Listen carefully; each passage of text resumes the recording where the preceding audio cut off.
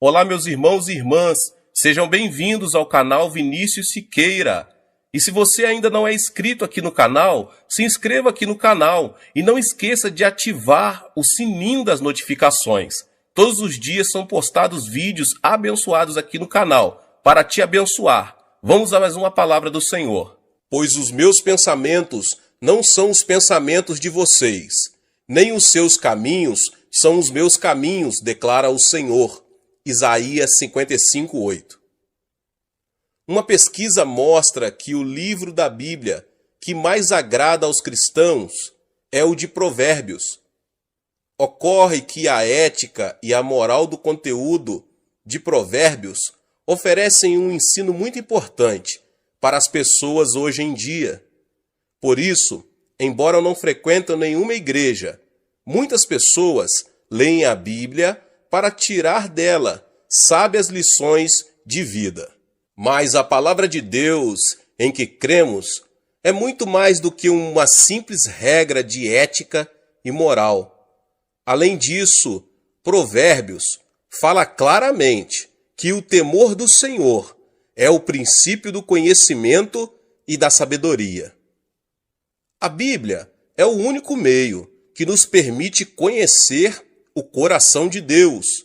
Uma vez extirpados os maus pensamentos, é tempo de realizarmos o transplante mental do pensamento de Deus, que foi revelado por intermédio de sua palavra. Por meio de sua palavra, Deus deseja conceder-nos a graça do reino dos céus. Embora tenhamos de viver neste mundo, Deus deseja nos dar a graça e a bênção de que o homem que pertence ao reino é capaz de desfrutar. Por isso mesmo Jesus não disse: arrependam-se e venham ao reino, mas sim, arrependam-se, pois o reino dos céus está próximo. Mateus 4:7. Não se trata de Jesus ter vindo para nos levar ao céu, mas para nos dar o céu em nosso coração e família. Então, como podemos conseguir o milagre se nos sentimos limitados e enfrentamos uma situação impossível? Quando eu era menino, observava com frequência a maneira com que meu pai enxertava um ramo no tronco de uma árvore. No início da primavera, ele tinha o costume de trabalhar em um pomar de caquis. Existem dois tipos de caquis, um selvagem e o outro doméstico. Os frutos são totalmente diferentes. Meu pai cortava a raiz do caqui selvagem e então usava um tubo de palha. Enxertava um ramo de caqui doméstico, cobrindo-o depois com terra. Às vezes, havia um momento de secura por falta de compatibilidade entre a raiz e o ramo implantado. Mas, uma vez superado o período de adaptação, de forma surpreendente, o pé de caqui selvagem dava frutos do caqui doméstico. Esse princípio da natureza nos ensina um princípio espiritual. Assim como o pé de caqui selvagem é capaz de produzir o fruto do caqui doméstico, nós também podemos ter os pensamentos de Deus e falar o que ele fala.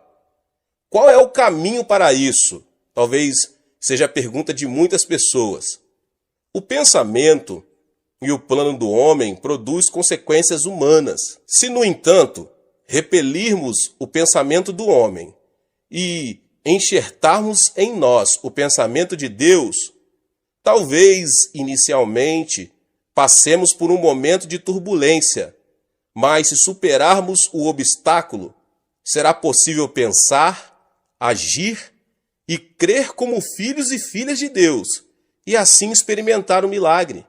Mas as pessoas se recusam a repelir o próprio pensamento, para se apegar à palavra de vida e promessa, porque o coração sofre e vai contra a própria experiência. Contudo, se abrirmos nosso coração para que a palavra de Deus brote em nós, tanto os planos como os pensamentos humanos se desfarão e seremos transformados pela palavra de Deus. Em 1973, quando organizei a 10ª Conferência Pentecostal, muitos pastores e novos convertidos do exterior aproximaram-se de mim perguntando: Pastor Cho, o senhor deve ser um gênio. Como conseguiu construir uma igreja tão grande? Por que sua igreja cresceu tanto? Eu respondia simplesmente: não sou um gênio, pois um gênio jamais faria o que fiz. Então como conseguiu isso? Com o pensamento do homem, não seria possível. Mas, se o pensamento de Deus se enraizasse no pensamento do homem, acontecem milagres surpreendentes. Deus disse muito claro que tudo é possível ao que crer. Marcos 9, 23. Logo que nos mudamos para Ioido, muitos me perguntaram: Pastor, quantos membros da sua igreja deixaram de frequentá-la?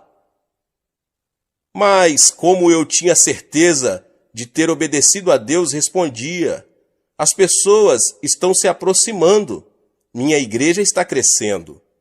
E assim as coisas aconteceram. De acordo com Hall, o número de membros aumentou cada vez mais. De acordo com o pensamento do homem, as circunstâncias diziam que o número deveria ter diminuído. Mas a igreja cresceu porque eu havia repelido o pensamento humano e enxertado em mim o pensamento divino. Deus disse claramente: abra sua boca e eu o alimentarei. Salmos 81, 10. Além dessa promessa, a Bíblia contém 32.500 promessas divinas. De Gênesis a Apocalipse, a Bíblia é o pensamento e a palavra de Deus.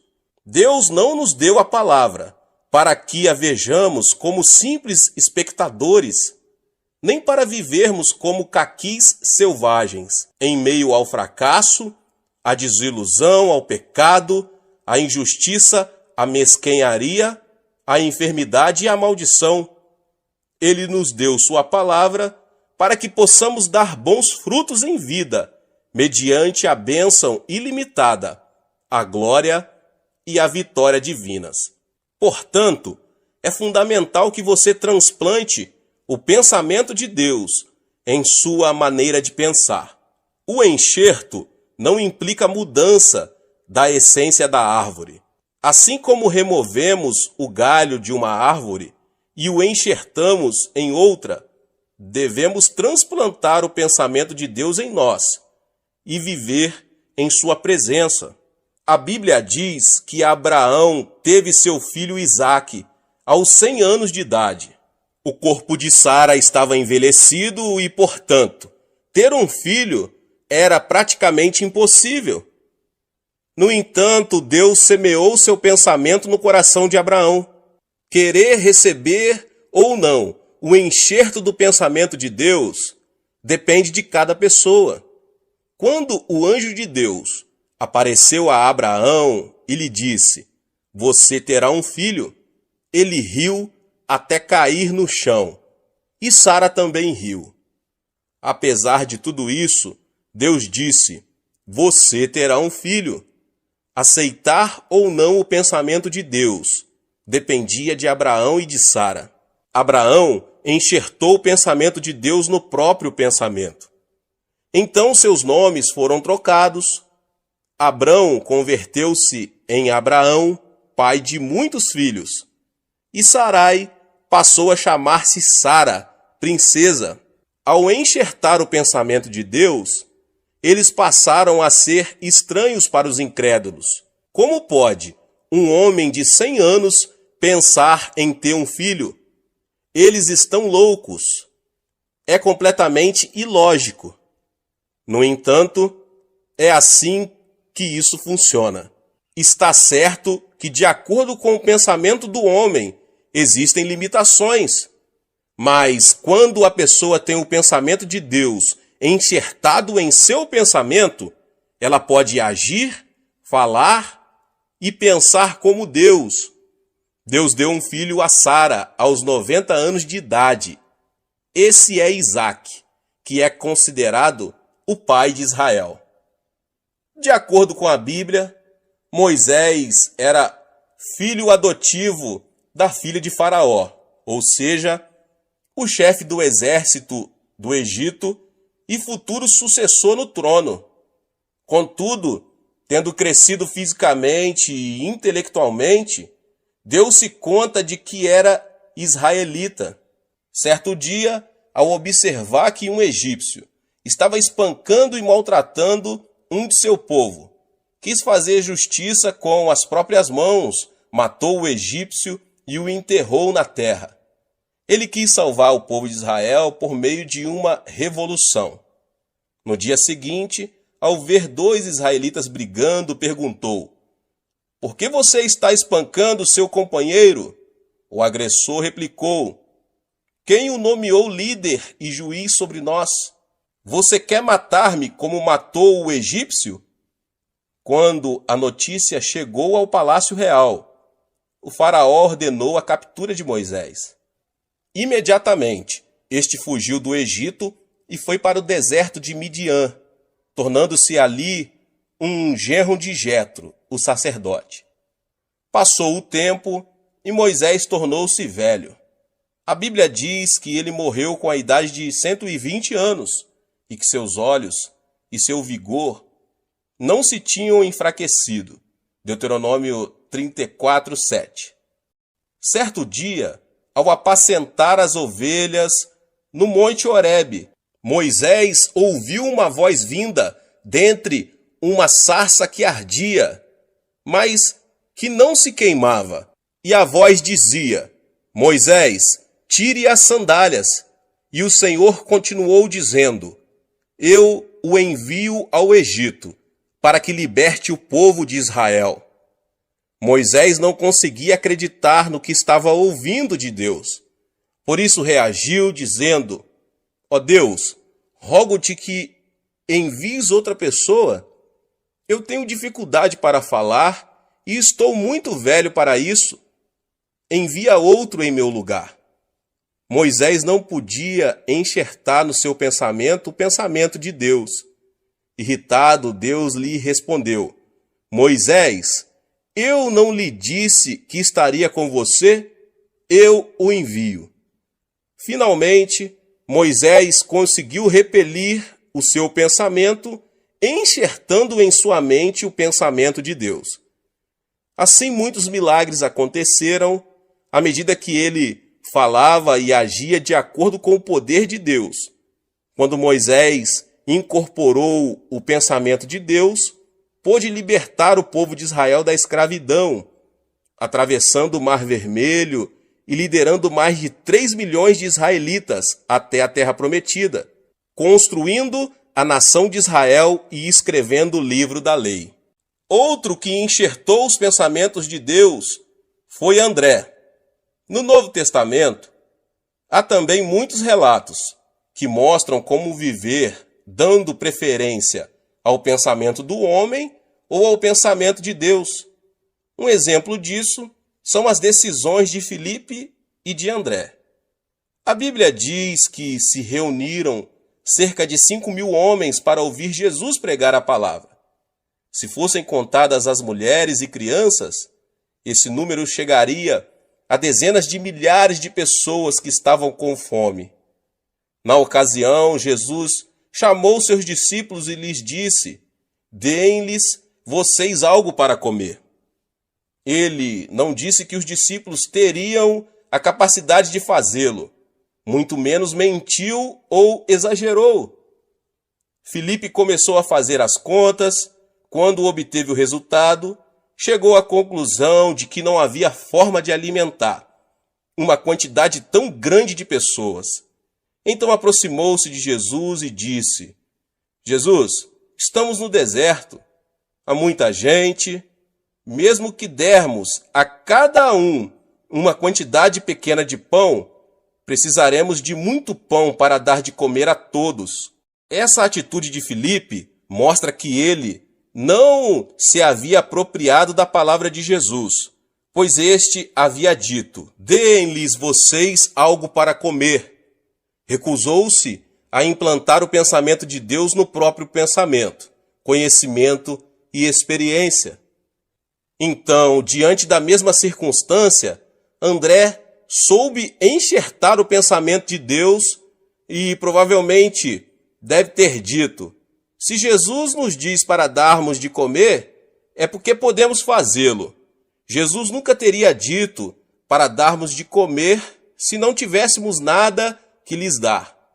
Imediatamente, juntou toda a comida disponível, 5 pães e 2 peixes. Depois de agradecer a Deus, Jesus o mandou repartir a comida entre o povo. E todos comeram e se fartaram.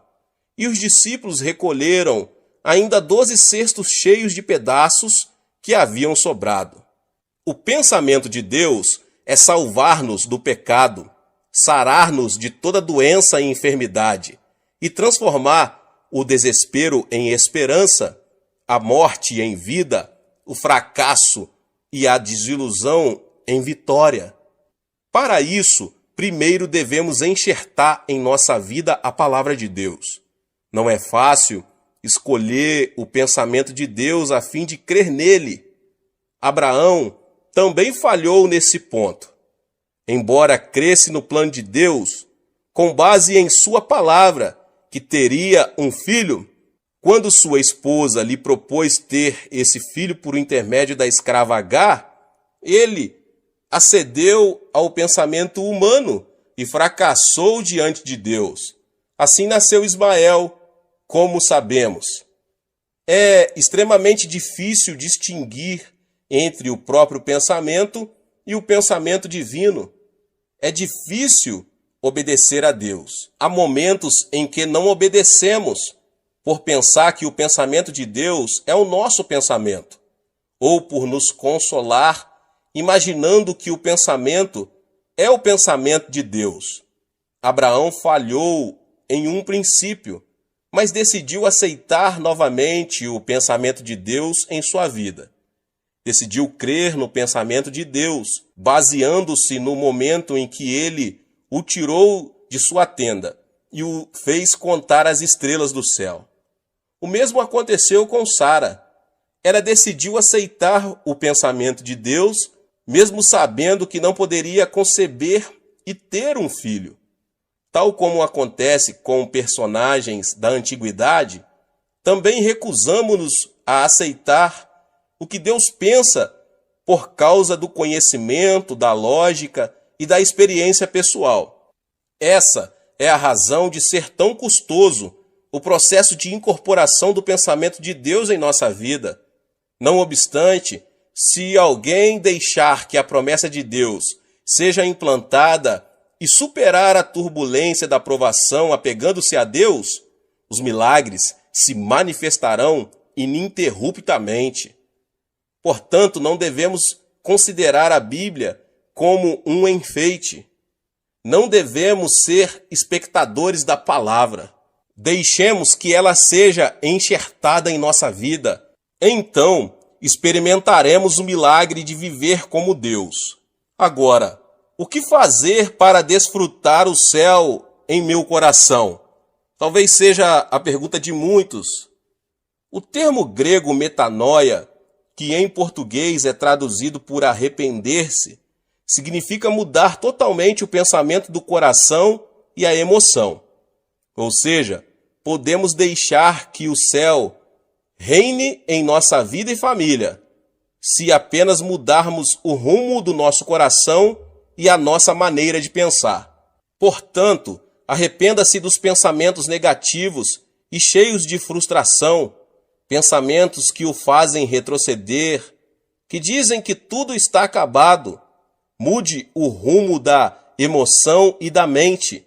Deixe que a palavra do Senhor cresça em você, e então o céu estará ao seu alcance. Jesus disse: cuidado que ninguém os engane. Marcos 13:5. O reino de Deus não vem de modo visível, nem se dirá: aqui está ele, ou lá está, porque o reino de Deus está entre ou dentro de vocês. Lucas 17, 20 e 22. Portanto, o reino de Deus está em nós. Opera nas circunstâncias que nos rodeiam e as transformam no reino dos céus. Certo homem estava caminhando e, de repente, viu alguns meninos que tiravam água suja para ser purificada. Ao levantar os olhos, viu que mais acima, naquele rio, havia um porco tomando banho. Obviamente, os meninos não sabiam que isso estava acontecendo. Então o homem lhes disse: Meninos, se vocês querem limpar a água, devem primeiro livrar-se do porco que está se banhando lá em cima no rio. Devemos agir da mesma forma nas circunstâncias que estivermos vivendo. No casamento, o amor se desvanece, aparecem os conflitos familiares, os filhos seguem caminhos equivocados, as coisas não saem bem. O sofrimento e a enfermidade fazem que a nossa vida se encha de água suja.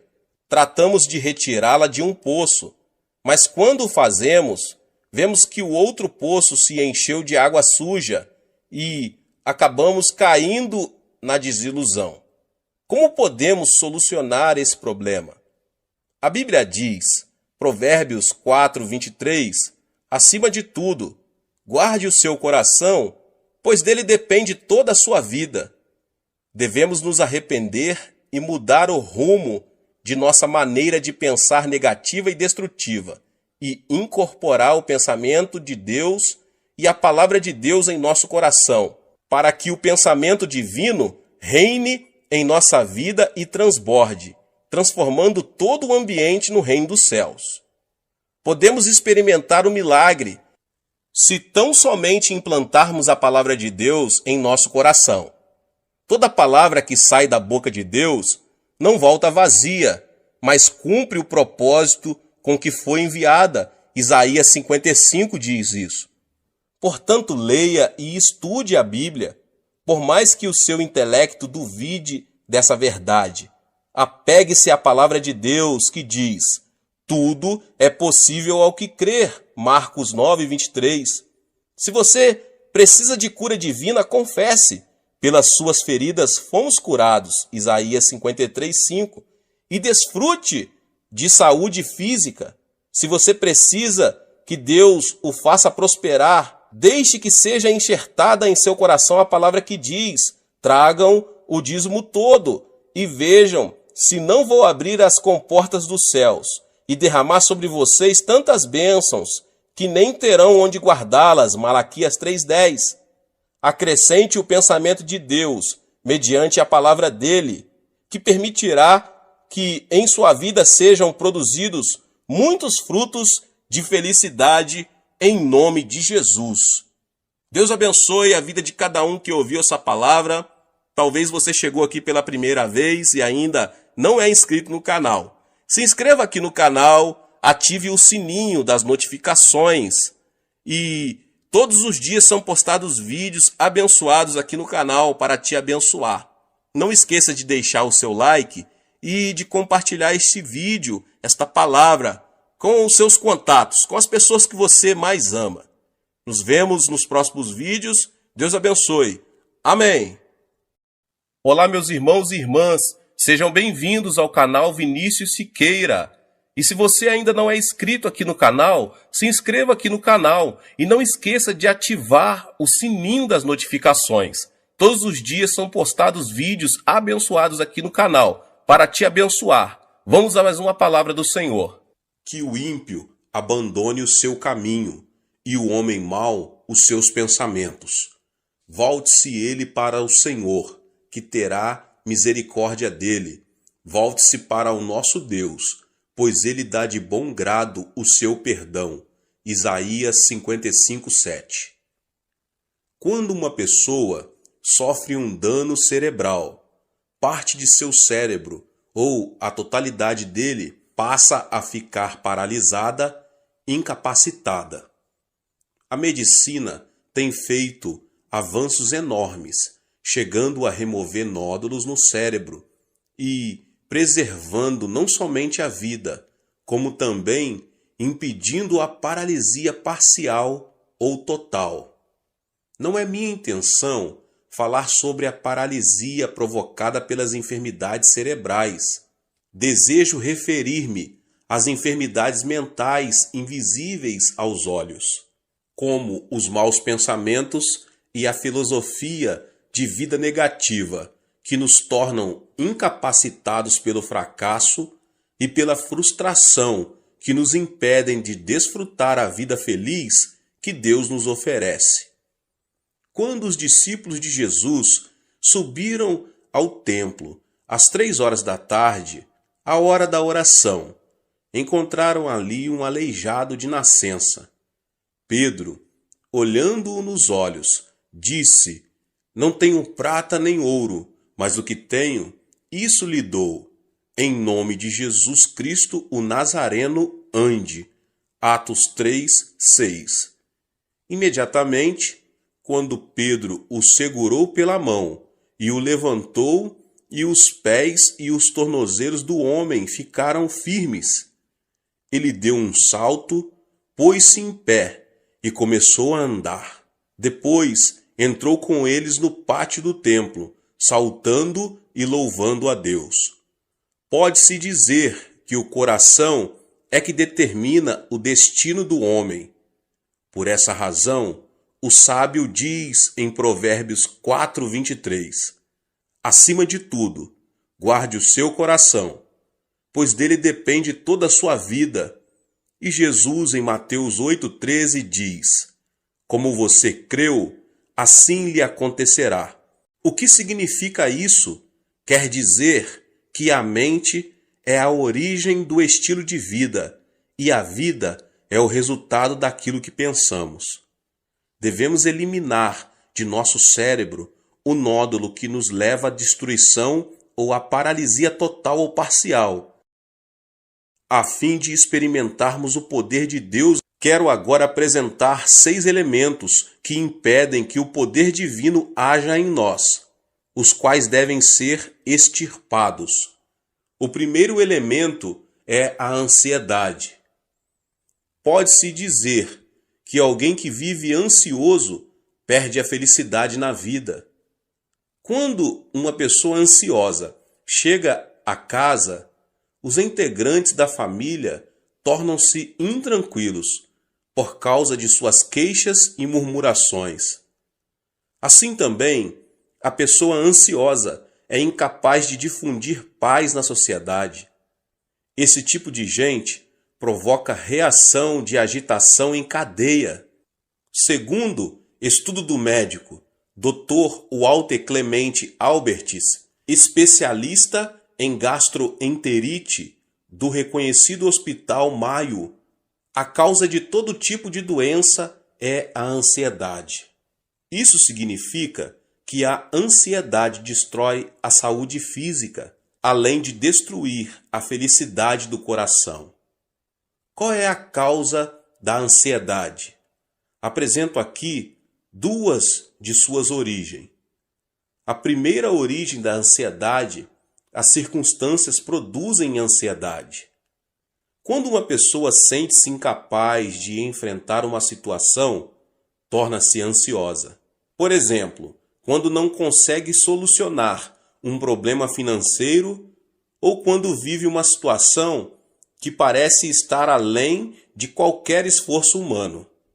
Certo dia, Jesus entrou num barco e disse a seus discípulos que passassem para o outro lado.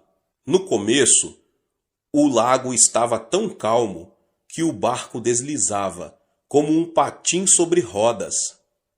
Ao chegarem à metade do lago, porém uma forte tempestade, vinda do Monte Hebron, começou a açoitá-los. A embarcação estava prestes a ser inundada, de modo que, em vão, os discípulos tentavam tirar a água de dentro dela. O naufrágio se daria em questão de tempo. Foi então que os discípulos se lembraram de Jesus e clamaram: Mestre, não te importas que nos afoguemos?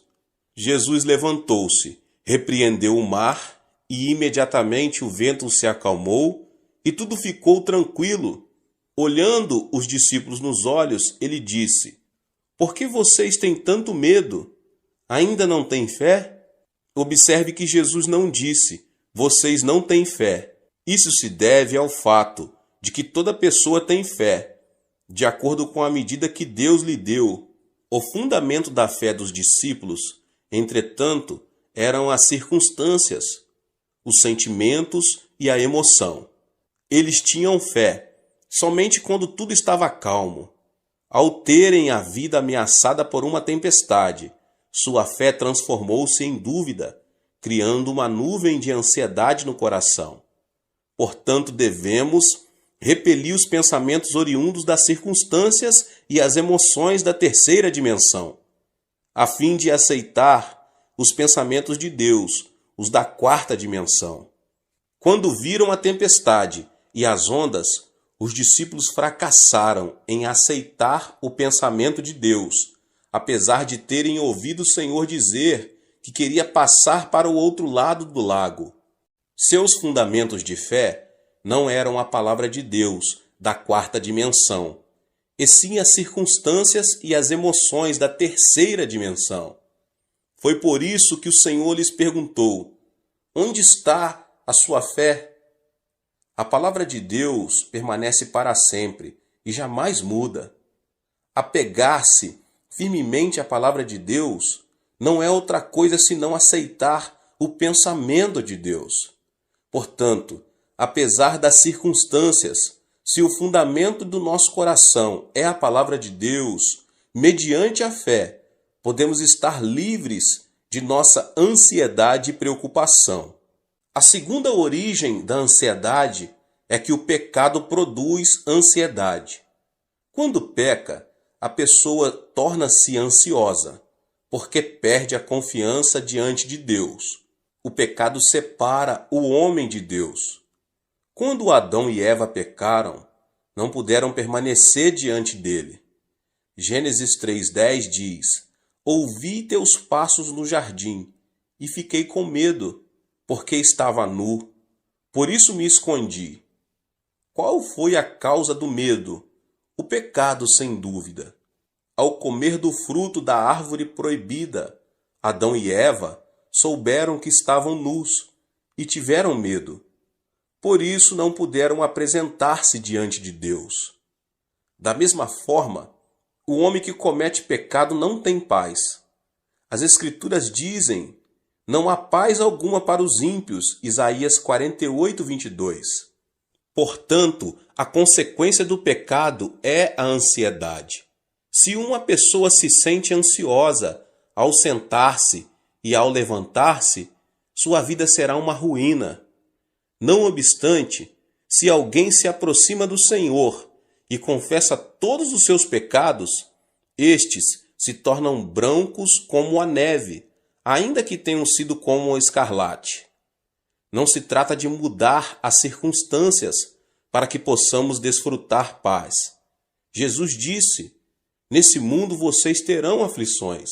Contudo, tenham ânimo, eu venci o mundo. João 16:33.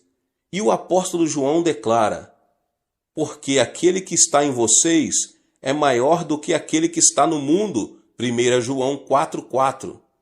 Portanto, apesar das circunstâncias, deposite sua fé na palavra de Deus. O arrependimento o ajudará a se libertar de toda a ansiedade que tenta destruir sua vida. O segundo elemento é a solidão. A solidão a que me refiro não é a solidão causada pelas circunstâncias. Por exemplo, se você separa um tempo para orar no monte e estar a sós com Deus, isso não é solidão. A solidão é sentir-se só e se caracteriza pelo egocentrismo. É querer receber sem dar. É manter-se indiferente à felicidade dos outros. Quando alguém se torna extremamente egocêntrico e não se interessa pelos outros, transforma-se numa pessoa teimosa e fria. Obviamente, Ninguém será receptivo a uma pessoa que demonstre ser assim. Esse comportamento torna as pessoas ainda mais fechadas em sua solidão, levando-as à destruição. Deus não criou o homem como um ser solitário. Em Gênesis 2, 18 e 24, o Senhor fala: não é bom que o homem esteja só. Farei para ele alguém que o auxilie e lhe corresponda. Por essa razão, o homem deixará pai e mãe e se unirá à sua mulher, e eles se tornarão uma só carne. O homem nasce de duas pessoas. No idioma chinês, a palavra homem é representada por caracteres formados por dois traços que se apoiam entre si. Ou seja, são duas pessoas que formam uma unidade. Por isso Jesus orou ao Pai, dizendo: Pai nosso que estás nos céus. Não é o plano de Deus que o homem esteja só. Até mesmo na natureza de pregar o Evangelho, Jesus enviou os seus discípulos em duplas. O apóstolo Paulo sempre esteve acompanhado de Barnabé. Depois de uma discussão entre eles, Paulo juntou-se a Silas e Barnabé a João Marcos. Portanto, quem se considera santo e justo e gosta de estar sozinho, não é um santo verdadeiro. Nada mais é do que um egoísta. Temos de desfazer a solidão do nosso coração, que nada mais faz senão destruir a nossa vida. Agora, o terceiro elemento é a indecisão. A fé sem obras é morta. Quando alguém duvida e vacila entre uma e outra coisa, denota ser uma pessoa indecisa. E uma pessoa indecisa caracteriza-se pela falta de responsabilidade e receio, o fracasso e o erro. Muitas vezes, no dia a dia, o pastor precisa trabalhar como um agente imobiliário. Acontece que as pessoas se aproximam e pedem: Pastor, o senhor poderia me apresentar a fulano? Ou então, quero que o senhor me apresente a Beltrano. Para minha surpresa, nesse aspecto, tive êxito apenas em uma ocasião. Se uma pessoa não se decide quando tem ainda a possibilidade de escolher seu futuro cônjuge, nunca poderá deixar de ser um solteirão ou uma solteirona. No mundo, não existe homem perfeito ou mulher perfeita.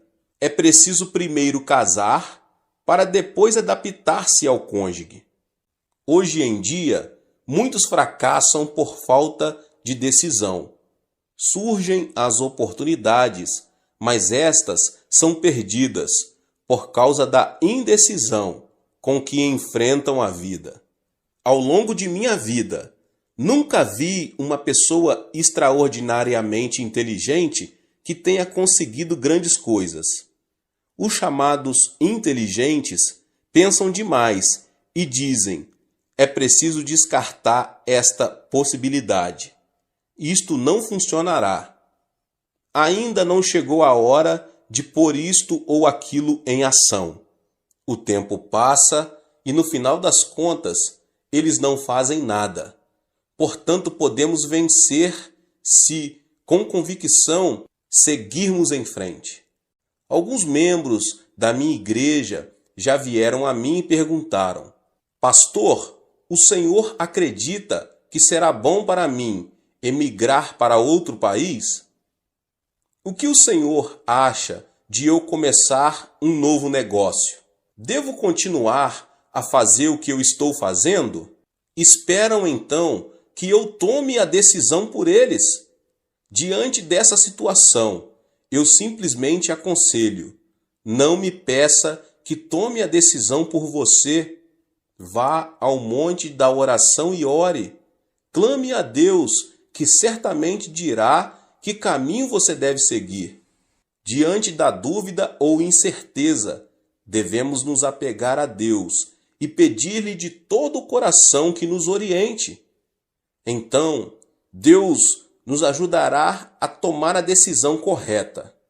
Em Tiago 1, do 6 ao 8, diz: peça, porém, com fé, sem duvidar, pois aquele que duvida é semelhante à onda do mar, levada e agitada pelo vento. Não pense que tal pessoa receberá coisa alguma do Senhor, pois tem mente dividida e é instável em tudo o que faz. O Senhor disse que não abençoaria pessoas indecisas. Remova a indecisão com o pensamento de Deus. Livre-se da indecisão. Assim, você poderá alcançar sucesso em sua vida. O quarto elemento é a ira. Temos a tendência de nos irritar com extrema facilidade, tanto em casa como no ambiente de trabalho. Creio que uma das principais razões para isso é o fato de não sabermos quanto a ira é destrutiva. A ira é prejudicial, não somente à saúde, mas também ao intelecto, pois o torna cego. Em uma conferência, o famoso anatomista inglês John Hutton afirmou ser a ira semelhante ao suicídio. Logo depois de ter apresentado sua tese, ele teve uma forte discussão com alguns dos alunos que o ouviram e discordaram daquilo que ele defendia. Isso o irritou sobremaneira, levando-o à morte instantânea, vítima de um ataque cardíaco. As palavras de John Hutton causaram grande repercussão por causa de sua morte trágica. Irar-se é como cuspir para cima, ou seja, a ira se volta contra a própria pessoa. A Bíblia diz que a ira rebaixa o nível da pessoa e o transforma em ignorante. A sabedoria do homem lhe dá paciência. Sua glória é ignorar as ofensas. Provérbios 19, 11. O homem paciente dá prova de grande entendimento, mas o precipitado revela a insensatez. Provérbios 14, 29. Além disso, a ira nos separa da alegria de Deus, porque irritar-se é cometer o mal na presença divina. Existem hoje muitas famílias destruídas por palavras cheias de ira. É aconselhável falar pacificamente, em tom moderado, ainda que seja em momento de ira. Quando preciso aconselhar pessoas que têm a tendência a se irar facilmente, digo: quando você voltar a se irritar, abaixe a voz e fale devagar. Se a sua esposa cometeu um erro grave, não levante a voz dizendo: querida, porque isso o levará a irar-se ainda mais. Fale em tom baixo e suave: querida. Qualquer pessoa tem a experiência de se ter irritado e depois de algum tempo arrepender-se de haver agido dessa forma. A ira destrói tudo. A ira não traz benefício nenhum à sua vida. Precisamos aprender a preservar e desfazer a ira que nos leva à destruição, e então nos será concedida uma nova manhã. O quinto elemento é a frustração. A pessoa que fracassa e tem pensamentos negativos, que fala de forma negativa e age de maneira negativa, é definitivamente alguém cheio de frustração. Uma pessoa frustrada não vive criativamente, não passa de um pessimista e tem uma autoimagem de desalento e fracasso. No idioma coreano, temos certas expressões negativas que são espontâneas. Dizemos com frequência: morro de, e o pior é que dizemos várias vezes ao dia e isso mata a alma. Morro de fome, comi até explodir. Morro de felicidade, morro de desânimo, morro por causa da sujeira que existe aqui. Morro de calor, morro de frio. É tão lindo que quero morrer. Pergunta-me se o aprecio tanto, por que quer morrer? E não é só isso. Há canções seculares, cuja letra é também pessimista e frustrante. Deus não nos abençoará se vivermos chorando e pronunciando palavras negativas. A Bíblia diz: e caiu na armadilha das palavras que você mesmo disse, está prisioneiro do que falou. Provérbios 6, 2.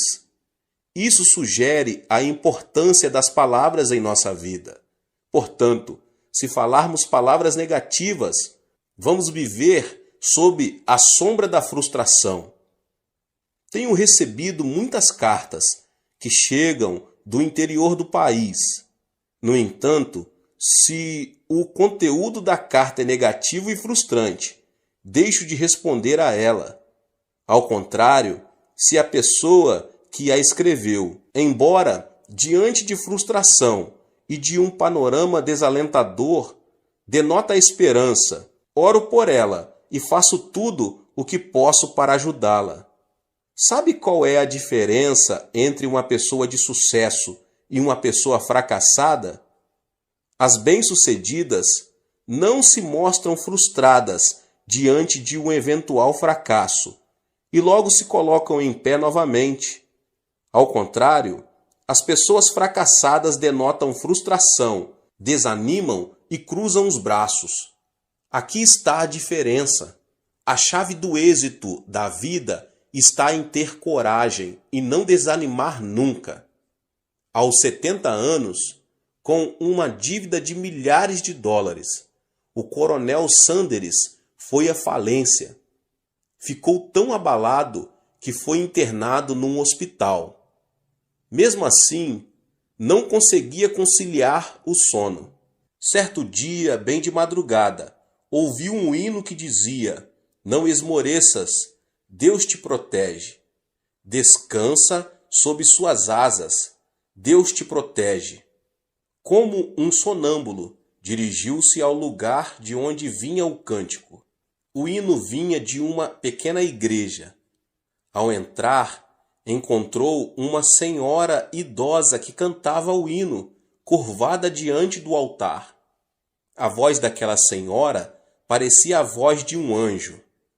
No mesmo instante, ele se arrependeu e entregou sua vida ao Senhor. Repentinamente, sentiu uma grande paz. A paz que só desfrutam as pessoas que caminham com o Senhor. Antes de entrar em falência, Sanders era o dono de uma empresa. Decidiu esquecer seu passado e começar tudo de novo como cartonador. Não foi nada fácil. Entretanto, ele superou a adversidade, confiou no Senhor e, sob a orientação do Espírito Santo, começou a vender frango frito. Hoje, ele é um milionário conhecido em todo o mundo. Esta é a história de Sanders Chicken, mais conhecido como KFC. Assim também, devemos nos livrar da frustração que nos leva ao fracasso. E o sexto e último elemento é o autoabandono. Atualmente, as histórias de criminosos se têm transformado em filmes. A história de Shi Kang-hun, que conseguiu fugir da cadeia com um grupo de colegas, está numa tela gigante, sob o título Holiday. Esse tipo de material cinematográfico tem o mérito de nos ajudar a ver a sociedade de outro ponto de vista. Mas a filosofia de vida, o que tiver de ser será, dos protagonistas não é nada edificante. Faz alguns anos que Yu Yong assassinou 26 pessoas no espaço de 10 meses, o que causou um grande horror à sociedade coreana. Ele perdeu o pai num acidente de trânsito, quando ainda era menino, e a pobreza fez que esse homem visse a vida de forma tenebrosa. Depois de várias prisões, e quando sua esposa não suportou mais a situação e decidiu divorciar-se, ele abandonou tudo e transformou-se num assassino. Essa é uma história trágica da consciência do autoabandono. Conheço uma família em que o esposo é formado pela Faculdade de Medicina da Universidade de Tóquio e agora é professor de uma faculdade na Califórnia. Sua esposa é também profissional. Não obstante, uma pequena diferença de opiniões os separou emocionalmente. Ao final, acabaram sendo vencidos. O esposo começou a delirar e pensava que a esposa o queria assassinar. Por isso, dormia com uma faca à sua cabeceira. Você pode imaginar uma mulher dormindo tranquila ao lado de um homem que tem uma faca à sua cabeceira? Por isso, a mulher ficou louca. Graças a Deus, a mensagem foi transmitida por meu intermédio e eles aceitaram Jesus como seu Senhor, saíram do autoabandono e finalmente recuperaram a estabilidade familiar.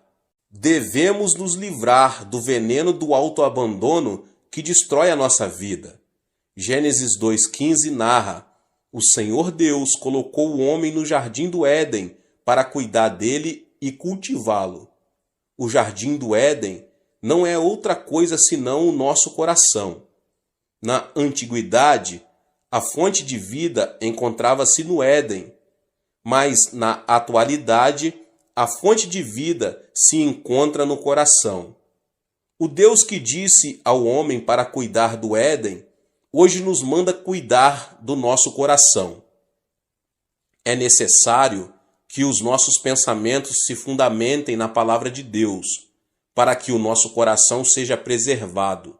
Ou seja, o sucesso e o fracasso não dependem do destino. Podemos ser felizes se, mediante o pensamento de Deus, conseguirmos extirpar os 6 tumores do coração, a saber, a ansiedade, a solidão, a indecisão, a ira, a frustração e o autoabandono. Que você possa ter força no Senhor, na palavra de Deus, na oração, conseguir retirar da sua vida, em nome de Jesus Cristo, tudo que atrapalha o poder de Deus, o poder divino de atuar na sua vida. Deus abençoe a vida de cada um dos irmãos que ouviram essa palavra do pastor David Puyong Cho. Se você ainda não é inscrito aqui no canal, se inscreva no canal, ative o sininho das notificações para você não perder nenhum vídeo que são postados aqui todos os dias.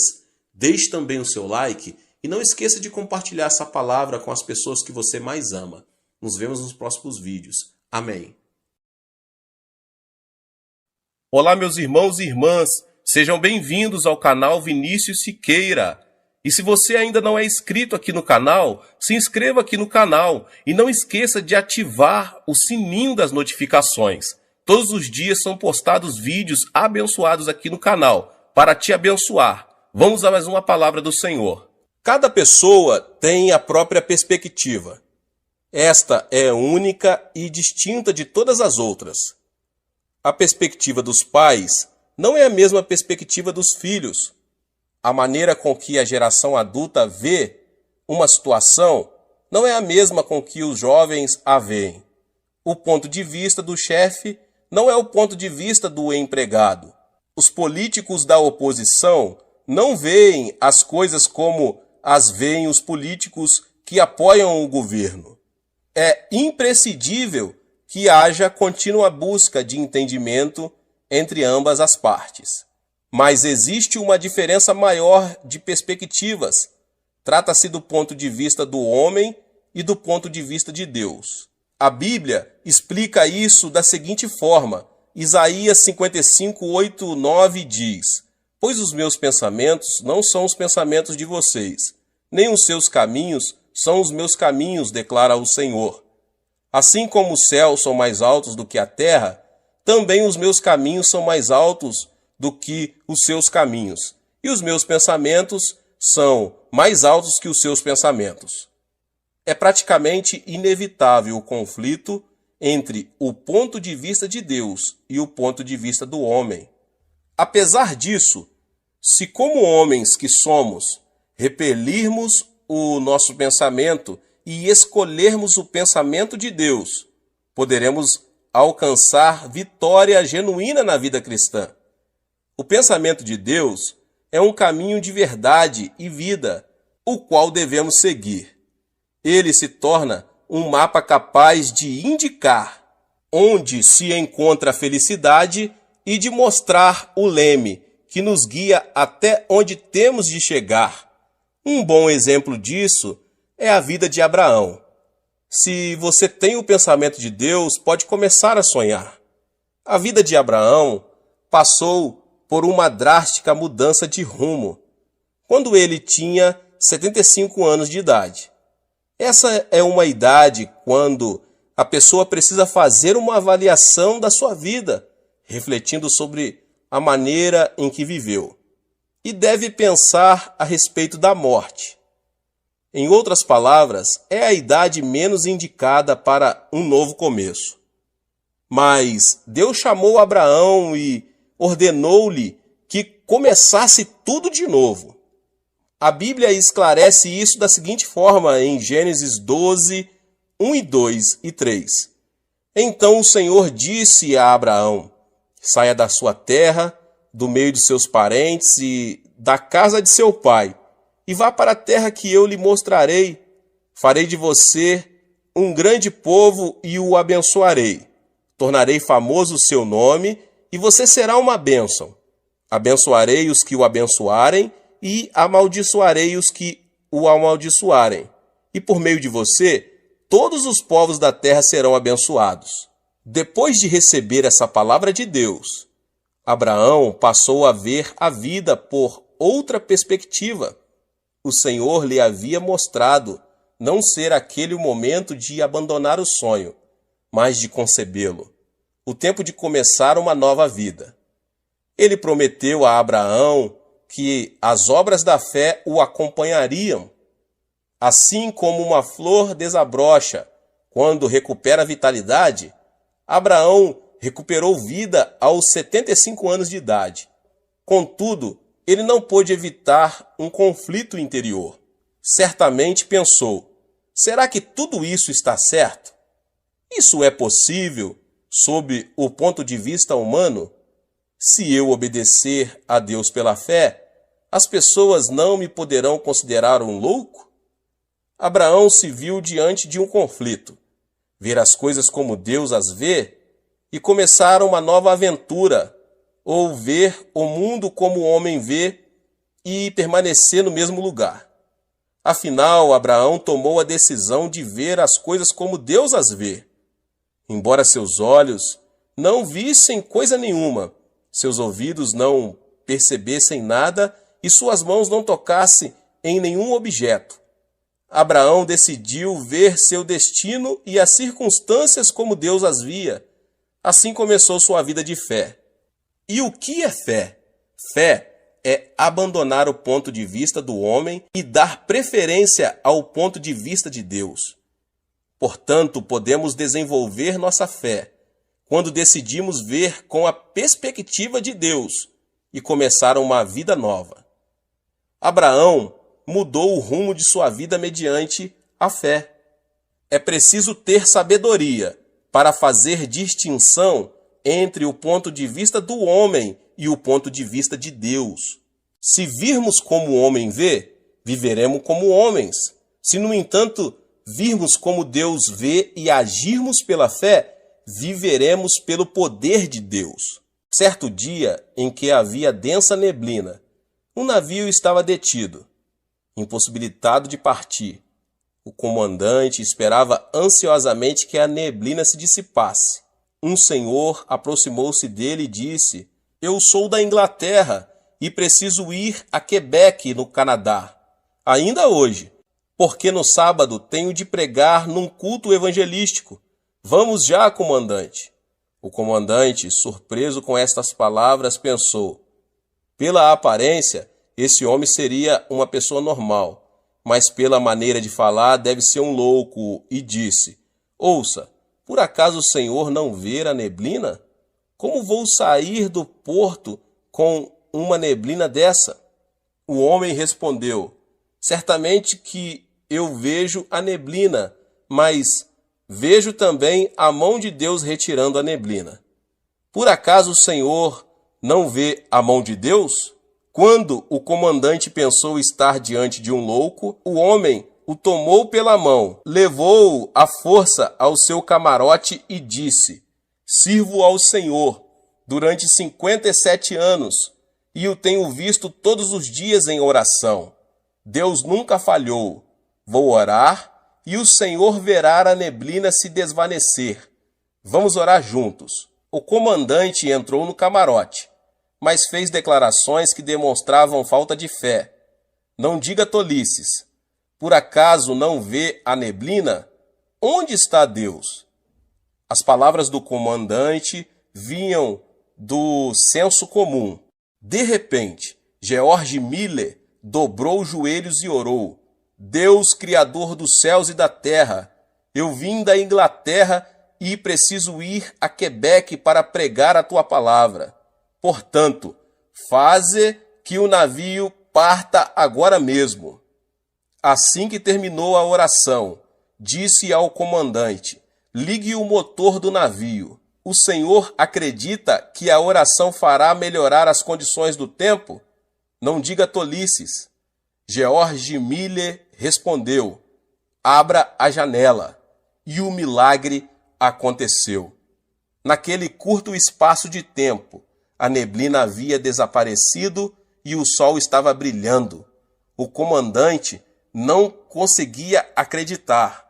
Ele havia visto a neblina, mas George Miller havia visto Deus. Se você tem o pensamento de Deus, pode obedecer sem reservas. Assim que ouviram a palavra de Deus, Abraão e sua esposa partiram em direção a Canaã com tudo o que tinham, junto com seu sobrinho Ló e seus servos. Tratava-se de uma migração com toda a família. Ao chegar a Canaã, tiveram de enfrentar uma situação difícil. A terra estava passando por um período de estiagem e não havia água nem comida. A família clamava por comida e seus animais desfaleciam por falta de alimentação apropriada.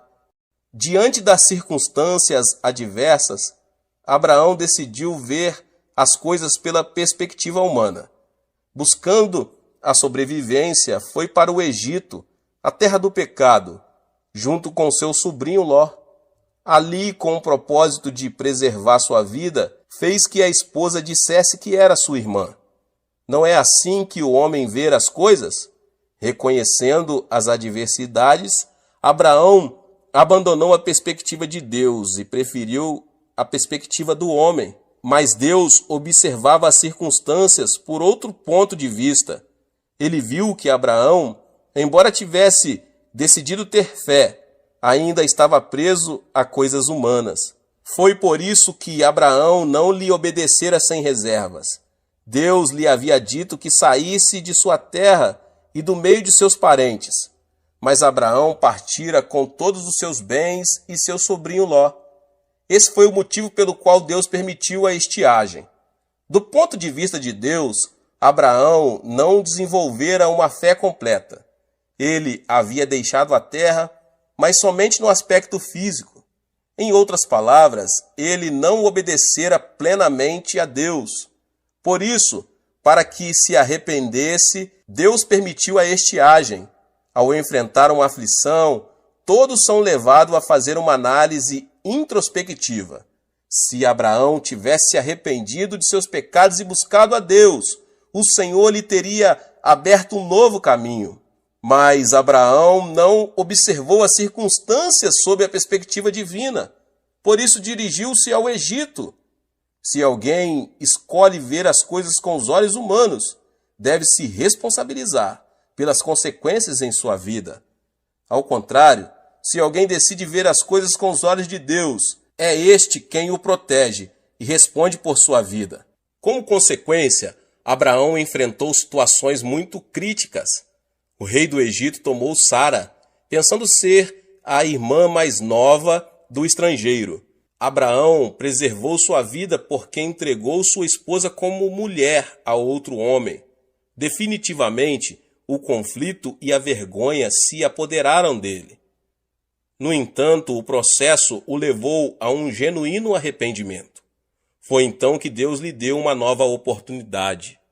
Se você tem o pensamento de Deus, você pode confiar na promessa. Depois do quebrantamento, Abraão voltou à terra de Canaã junto com seu sobrinho Ló.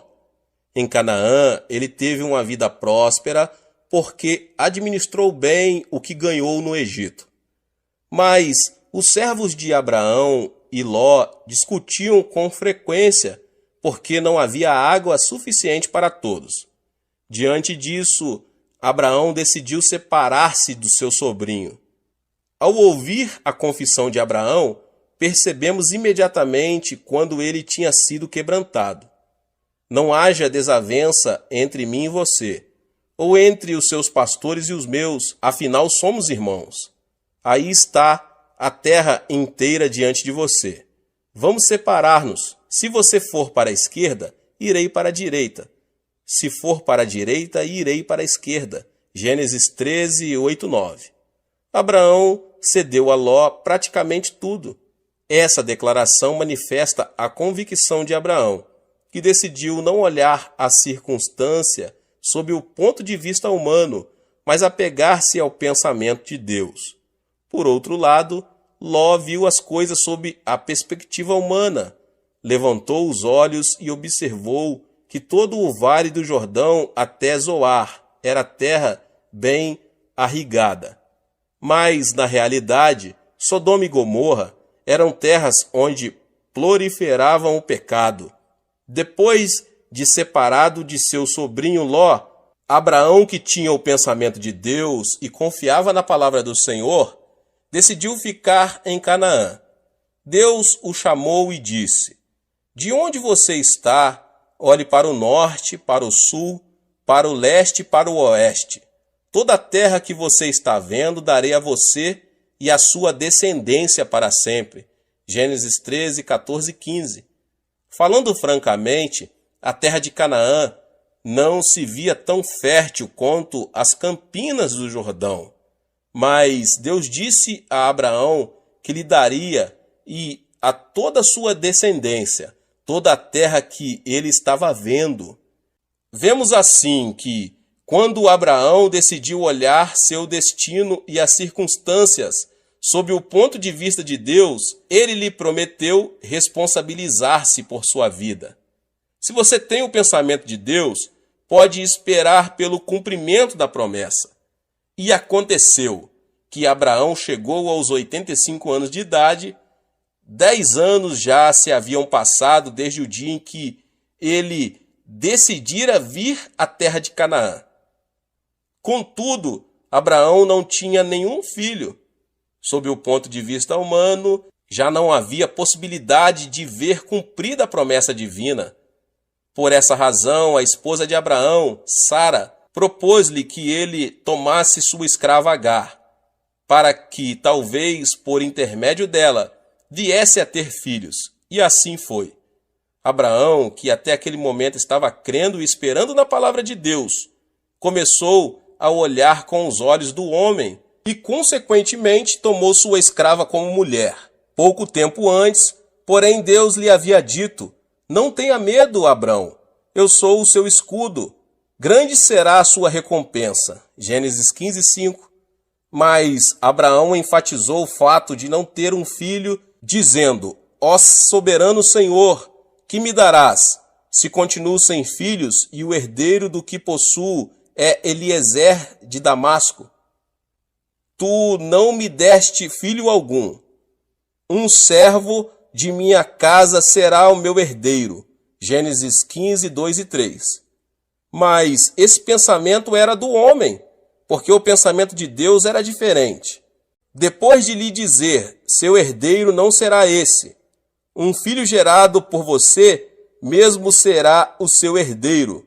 O Senhor o levou para fora da tenda e mostrou-lhe as estrelas do céu e disse: olhe para o céu e conte as estrelas, se é que pode contá-las. E prosseguiu: assim será a sua descendência. Da mesma forma, existe uma grande diferença entre o ponto de vista do homem e o ponto de vista de Deus. O ponto de vista de Deus era que, embora Sara fosse anciã, o milagre ocorreria e Abraão teria tantos filhos como as estrelas do céu. O ponto de vista do homem, porém, era que Sara não podia mais ter filhos. Abraão, que uma vez fracassara por ter escolhido olhar as coisas como o homem as vê, voltara a se equivocar, somente pelo fato de não ter algo que pudesse ser visto imediatamente. Foi por isso que Abraão possuiu Agar e com ela teve Ismael. Mas Deus não aceitou Ismael. Se Abraão não tivesse gerado Ismael, o conflito entre judeus e árabes não existiria. De certo modo, ele voltou a fracassar por haver escolhido o ponto de vista do homem. Ao meditar na história de Abraão, percebemos que não é fácil ver as coisas como Deus as vê e desenvolver um alto nível de fé. Isso não é conseguido instantaneamente. Existe nisso um processo de perseverança. Hoje em dia, muitos cristãos confessam: Deus, eu creio somente em tua palavra. Seguirei este caminho pela fé. Por mais que me critiquem e as circunstâncias não me favoreçam, viverei vendo as coisas com os olhos da fé. Mas quando as circunstâncias se apresentam negativas, esses mesmos cristãos dão um passo atrás e dizem: não posso, creio ser melhor fazer o que penso. Se continuar assim, certamente fracassarei. No entanto, quando retrocede, o homem cai num abismo de desespero e fica muito ferido. É nesse momento que se lembra da palavra de Deus, arrepende-se e volta-se para ele. Consideramos Abraão o pai da fé. Contudo, ele não se transformou em pai da fé desde o princípio. Abraão precisou ajustar sua visão constantemente. Foi por meio desse processo que ele aprendeu a repelir a obstinação e a mesquinharia do homem, obedecendo à vontade de Deus. Se você tem o pensamento de Deus, pode crer no sobrenatural. Abraão começou a ver as coisas da perspectiva divina, repelindo a imundície da mesquinharia humana, e se apegou à fé. Como consequência disso, teve Isaque aos 100 anos. Era um triunfo da fé. Considera-se uma coisa incomum a geração de um filho aos 50 anos. Por isso, é motivo de festa. Imagine-se como teria sido grande a emoção de Abraão. Isaque foi uma criatura divina diante de seus olhos. Para Abraão, Isaque era sua vida, seu herdeiro, sua alegria e sua felicidade. Cada vez que olhava para ele, descobria o sentido da vida. Entretanto, Isaque passou a se converter gradualmente em um ídolo para Abraão. Embora este não o visse dessa maneira, Deus via Isaque de uma forma, Abraão o via de outra forma.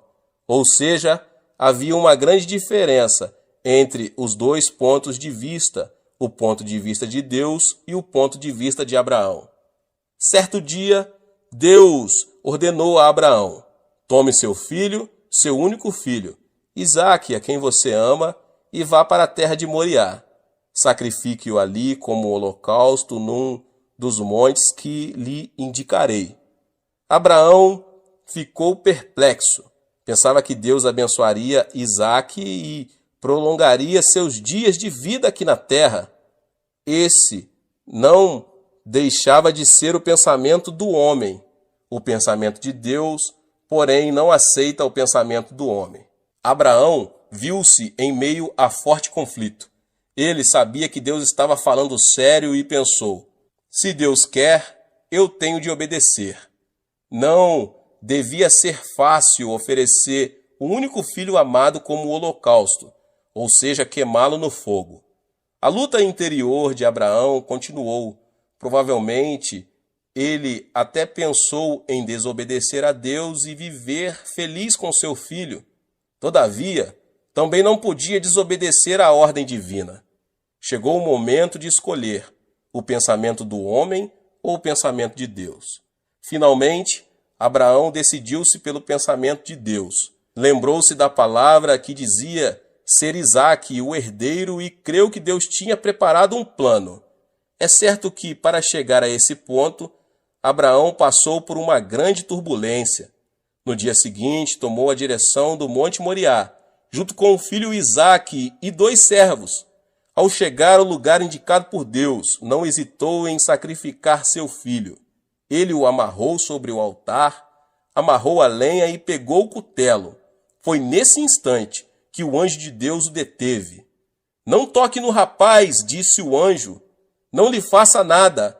Agora sei que você teme a Deus, porque não me negou seu filho, o seu único filho. Juro por mim mesmo, declara o Senhor, que por ter feito o que fez, não me negando seu filho, o seu único filho, esteja certo de que o abençoarei e farei seus descendentes tão numerosos como as estrelas do céu e como a areia das praias do mar.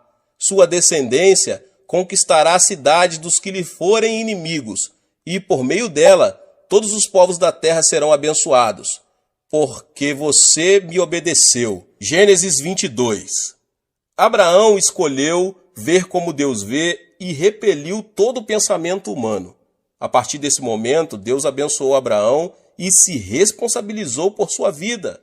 Qualquer pessoa que quiser escolher a perspectiva de Deus deve primeiro abandonar a vontade, a obstinação, o desejo, o método e a força do homem. Não podemos confessar que escolhemos a perspectiva de Deus enquanto persistirmos com os desejos, os métodos e a força humana. Todo aquele que escolher a perspectiva de Deus deve se render, dedicar-se e obedecer a Ele. O ato de se render, dedicar-se e obedecer a Deus não significa perder. Muitos pensam que a dedicação a Deus significa perder, mas isso não é certo. Não se trata de perda, mas da chave que leva a uma vida abundante. Deus abençoa as pessoas que se decidem por sua perspectiva e se responsabiliza por elas.